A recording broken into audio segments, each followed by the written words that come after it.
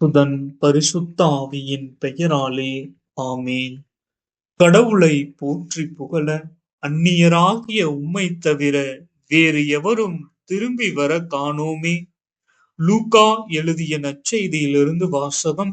அதிகாரம் 17, இறை வசனங்கள் 11 முதல் 19 முடிய. அக்காலத்தில் இயேசு எருசலேமுக்கு போய்க் கொண்டிருந்த பொழுது கலிலேயா சமாரிய பகுதிகள் வழியாக சென்றார். ஓர் ஊருக்குள் வந்த பொழுது 10 தொழுநோயாளர்கள் அவருக்கு எதிர்கொண்டு வந்து தூரத்தில் நின்று கொண்டே, ஐயா, இயேசுவே, எங்களுக்கு இரங்கும் என்று உரத்த குரல் எழுப்பி வேண்டினார்கள்.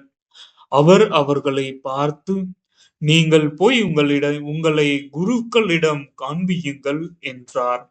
அவ்வாறே அவர்கள் புறப்பட்டு போகும் பொழுது அவர்கள் நோய் நீங்கிற்று. அவர்களுள் ஒருவர் தம் பிணி தீர்ந்திருப்பதைக் கண்டு உரத்த குரலில் கடவுளை போற்றி புகழ்ந்து கொண்டே இயேசுவிடம் திரும்பி வந்தார். அவருடைய காலில் முகங்குப்புற விழுந்து அவருக்கு நன்றி செலுத்தினார். அவரோ ஒரு சமாரியர். இயேசு அவரை பார்த்து, 10 பேர்களின் நோயும் நீங்கவில்லையா? மற்ற 9 பேர் எங்கே? கடவுளை போற்றி புகழ அந்நியராகிய உம்மைத் தவிர வேறு எவரும் திரும்பி வர காணோமே என்றார்.